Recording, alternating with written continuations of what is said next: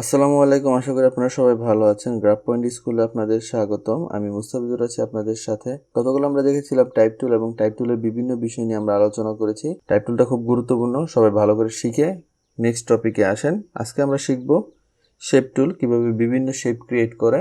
তো চলুন শুরু করি।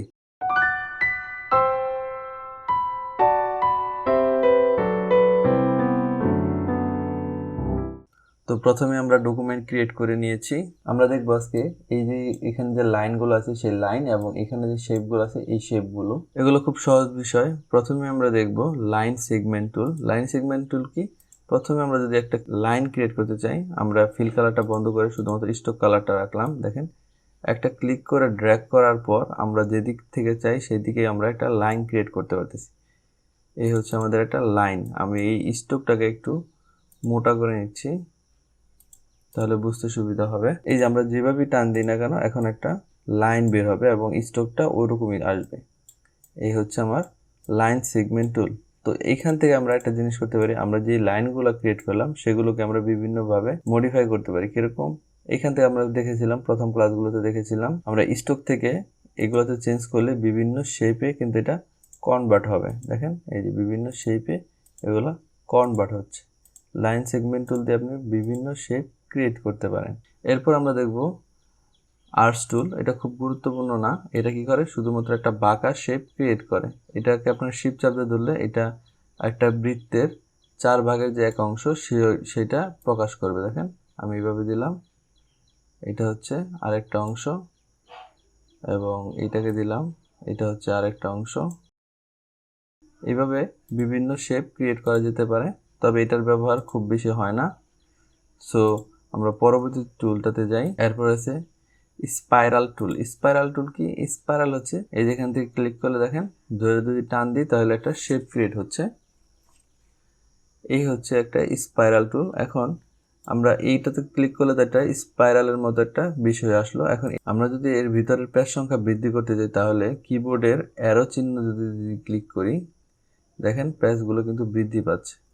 আমরা যদি জুম করে দেখাই, দেখেন পেজগুলো বৃদ্ধি পাচ্ছে। এটার মাধ্যমে আপনারা বিভিন্ন শেপও ক্রিয়েট করতে পারেন। এরপরে আছে রেক্টেঙ্গল গ্লাইড টুল। এটা খুব কাজে লাগে, আমি দেখিয়ে দিচ্ছি। এরপরে আমরা দেখব রেক্টেঙ্গুলার গাইড টুল। রেক্টেঙ্গুলার গাইড টুল কি কাজ করে? রেক্টেঙ্গুলার গাইড টুল আমরা একটা টেবিল বা অন্যান্য বিষয় ক্রিয়েট করতে ব্যবহার করতে পারি। তো রেক্টেঙ্গুলার গাইড টুলটা সিলেক্ট করার পরে যদি আপনাদের নির্দিষ্ট সংখ্যক ঘর দরকার হয়, তখন এটা ক্লিক করবেন। ক্লিক করার পরে এখানে মানটা সিলেক্ট করে দিতে পারেন। হরিজন্টালি ডিভাইডেড, অর্থাৎ আপনার লম্বাভাবে কতগুলা ভাগ হবে সেই বিষয় এটাকে ঠিক করে দেয় যে কতগুলা ভাগ হবে, আর ভার্টিক্যাল অর্থাৎ পাশাপাশিতে কতগুলা ভাগ হবে সেটা ঠিক করে দেয়। তো প্রকৃতপক্ষে আপনারা এটাকে প্রস্থর দিক থেকে কতগুলা ভাগ হবে, আর এটা হচ্ছে দৈর্ঘ্যের দিক থেকে কতগুলা ভাগ হবে। তো দৈর্ঘ্যের দিক, প্রস্থের দিক থেকে আমরা ভাগ দিলাম পাঁচটা লাইন আসবে, আর ভার্টিক্যালি দিলাম হচ্ছে দৈর্ঘ্যের দিকে লাইন আসবে 3টা। এইভাবে দিয়ে যদি আমরা ক্লিক করি, দেখেন কি হচ্ছে, প্রস্থ অর্থাৎ এই দিক থেকে এইদিকে আমরা দিয়েছি 3টা, আর দৈর্ঘ্যের দিক থেকে দিয়েছি 5টা। 1 2 3 4 5। এইভাবে আমরা প্রস্থ এবং দৈর্ঘ্যের কতগুলো ঘর হবে, অর্থাৎ পাশে এবং লম্বাভাবে কতগুলো ঘর হবে সেটা ঠিক করে দিতে পারি। এরপর আপনারা চাইলে ডিরেক্ট সিলেকশন টুল সিলেক্ট করে ঘরগুলোকে বড় ছোট করতে পারেন। এগুলো আমরা পরবর্তীতে বুশের ডিজাইনের সময় আরো সুন্দর করে দেখিয়ে দিব। এরপর আমাদের আছে পুলার গাইড টুল। পুলার গাইড টুল কি? এটাও একটা শেপ, মাকড়সার জালের মতো আচরণ করে। এটাতে অনেক সময় অনেক ভাগে আমরা বিভিন্ন কিছু বসাতে পারি, বসিয়ে কোনো একটা ডিজাইন করা দরকার হতে পারে, তো সেই ক্ষেত্রে এটা ব্যবহার করা হয়। এখন যদি এই যে লাইনগুলো আছে, এই লাইনগুলা, এই যে এখানে যে লাইনগুলো আছে, এই লাইনগুলো যদি আপনাকে বৃদ্ধি করতে হয়, তাহলে কি করবেন?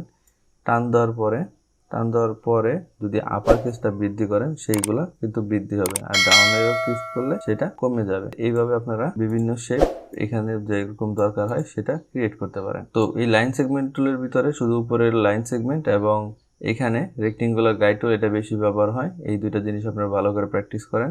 এরপর চলে আসি আমরা শেপ টুলগুলোতে। শেপ টুলের ভিতরে আছে রেক্টেঙ্গুলার শেপ টুল। যেমন এটাকে আমরা বিভিন্ন রেক্টেঙ্গুলার আকারে প্রকাশ করতে পারি। স্ট্রোক কালার এবং ফিল কালার, দুই কালারেই প্রকাশ করা যেতে পারে। তো এখানে আমরা একটা রেক্টেঙ্গুলার নিলাম। আর রেক্টেঙ্গুলার যদি একদম পারফেক্ট রেক্টেঙ্গুলার হয় তাহলে শিফট চাপ দিয়ে ধরে তারপরে টান দিলে একটা পারফেক্ট রেক্টেঙ্গুলার এখানে ক্রিয়েট হবে। এখন আপনাদের যদি কোনো একটা পয়েন্টে নির্দিষ্ট মান অনুযায়ী রেক্টেঙ্গুলার দরকার হয়, যেমন আমরা প্রথম পর্যায়ে পতাকা এঁকেছিলাম, সেখানে কি করেছিলাম, রেক্টেঙ্গুলার টুল সিলেক্ট করার পর এটা ক্লিক করেছি, ক্লিক করার পর এখানে মান লিখে দিয়েছি, যেরকম 100 পিক্সেল, আর এখানে দিয়েছিলাম 60 পিক্সেল অথবা 1000 × 600 পিক্সেল। এইভাবে দিলে আমরা একটা যে রেশিওটা পাবো সেটা হবে পারফেক্ট সার্কেলের রেশিও। আপনাদের যতটুকু লাগবে ততটুকু রেশিও অনুযায়ী মান নিয়ে নেবেন। এরপর আছে রাউন্ড রেক্টেঙ্গুলার। এটার কি হবে, এটা অটোমেটিক দুই কোণা থেকে রাউন্ড আকারে বের হবে। আপনারা চাইলে শুধুমাত্র এই সিলেকশন টুল দিয়ে ধরেই টান দিলেই এখান থেকে রাউন্ডগুলো চেঞ্জ হয়ে আসবে, যতটুকু চান ততটুকু রাউন্ড হবে। এখন এই রাউন্ডগুলো যদি আমরা স্পেসিফিকভাবে কোনো একটা অ্যাঙ্গেল দিতে চাই, যেহেতু 30 অ্যাঙ্গেল অথবা 60 পিক্সেল অ্যাঙ্গেল, তখন কি করতে হবে, সিলেকশন টুল দিয়ে কিন্তু পুরোটা আগে সিলেক্ট করে কর্নার যে অপশনটা থাকবে, কর্নার অপশন বারের ভিতরে কর্নার, সেইখান থেকে আপনারা যদি মান দিয়ে দেন, যেমন 50 পিক্সেল দিলাম, দেখেন এটা আর একটু ছোট হলো। এই বিষয়গুলো আমরা আগেও দেখেছি। এরপর আছে ইলিপস টুল। ইলিপস টুল আপনারা জানেন যে এইভাবে যদি শিফট না ধরি সেটা পারফেক্ট সার্কেল হবে না, যখনই আমরা শিফট চাপ দিয়ে টান দিব তখন সেটা একটা পারফেক্ট সার্কেলে পরিণত হবে। এরপর আছে পলিগন টুল। পলিগন হচ্ছে এই ধরনের একটা টুল যেটা আমাদের অনেকগুলা কাজে লাগতে পারে। যে এই ধরনের শেপ যদি আপনারা চান তাহলে পলিগন শেপে ক্লিক করে ড্র্যাগ করলেই হয়ে যাবে। আপনারা যদি চান কতগুলো কর্নার হবে সেটা আপনি নিজেই সিলেক্ট করে দিবেন, তাহলে একটা ক্লিক করবেন। ক্লিক করার পরে এই যে সাইডসের জায়গায় যদি আপনি যতগুলো সংখ্যা লিখে দিবেন ততগুলো সংখ্যা এখানে পলিগন ক্রিয়েট হবে। এখন এগুলো দিয়ে খুব সুন্দর শেপ ক্রিয়েট করা যায়। আমরা বিভিন্ন সময় এগুলো দিয়ে শেপ ক্রিয়েট করি। আমরা এইটাকে একটু ঘোরালাম। এখানে দেখেন এই অংশটুকু যদি আমি সোজা করতে চাই তাহলে আমার গাইড লাগবে। আমরা আগেও দেখেছি Ctrl+R দিলে রুলার আসে, রুলার আসার পরে এখান থেকে টান দিলে গাইড কিন্তু চলে আসে। এখন আমরা এটাকে এখানে রেখে তারপরে সেটাকে কতটুকু মান আছে সেই অনুযায়ী আমরা কিন্তু অ্যাঙ্গেল করতে পারি। দেখেন আমি বোর্ড করতেছি, আমি কোনায় এসে যদি রোটেট করি এটার সাথে মিলানোর চেষ্টা করি, দেখেন এই কর্নার এবং উপরের কর্নারের সাথে কিন্তু সুন্দরভাবে মিলে গেছে। এখন গাইডটাকে অবশ্যই লক করে রাখতে হবে। লক করার পরে এটাকে আমরা এইভাবে আনার পরে Ctrl+D দিয়ে একটা শেপ ক্রিয়েট করে ফেললাম। মৌমাছির যে বাসা বা মৌমাছির যে ঘরটা আছে সেই অনুযায়ী একটা ডিজাইন কিন্তু এখানে চলে আসতেছে। দেখুন খুব সুন্দর একটা ডিজাইন কিন্তু এখানে ক্রিয়েট হয়ে গেল। তো এইভাবে আপনারা বিভিন্ন শেপ এখান থেকে ক্রিয়েট করতে পারেন। এরপর আছে স্টার টুল। স্টার টুলটা কি করে, আমরা কোনো একটা স্টার ক্রিয়েট করতে চাইলে এইভাবে স্টার টান দিলে ক্রিয়েট হয়ে যাবে। অথবা আমরা যদি একটা সূর্য আঁকতে চাই তখন কি করব, এই যে স্টারের যে হ্যান্ডেলগুলো, হাতগুলো আছে বা কর্নারগুলো আছে সেগুলো যদি বৃদ্ধি করে দিই তাহলে কিন্তু কিভাবে করলাম, আমি কিবোর্ড থেকে আপ এরো ক্লিক করলাম, সেখান থেকে এটা কিন্তু চলে আসলো। এভাবে কিন্তু আমরা সূর্য ক্রিয়েট করতে পারি। এছাড়াও অনেক সময় ত্রিভুজ দরকার হয়, সেই ত্রিভুজটা আমরা কিভাবে পাবো, এটাতে ক্লিক করে ডাউন এরোতে ক্লিক করলে সবার শেষ যে তিনটা কর্নার থাকবে সেই তিনটা দিয়ে কিন্তু আমরা একটা পারফেক্ট ত্রিভুজ পেয়ে যাব। এভাবে আপনারা শেপ ক্রিয়েট করতে পারবেন এই স্টার টুলের মাধ্যমে। এরপরে কি আছে, ফ্রেম টুল। ফ্রেম টুলটা কি করে, ফ্রেম টুলটা আসলে কোনো একটা জিনিসকে উজ্জ্বলতা দেওয়ার জন্য এটা ব্যবহার করা হয়। এটা আসলে এইভাবে ব্যবহার করা হয় না, এটা কোনো একটা বিষয়কে ফোকাস করে সেইখানে যদি আপনারা লাইট সোর্স বাড়াতে চান তখন এটা কাজ করে। এই বিষয়ে আমি খুব বেশি পারদর্শী না, তো আপনারা যদি বেশি কিছু জানতে চান তাহলে ইউটিউব থেকে সার্চ করে তারপরে এটার সম্পর্কে জেনে নেন।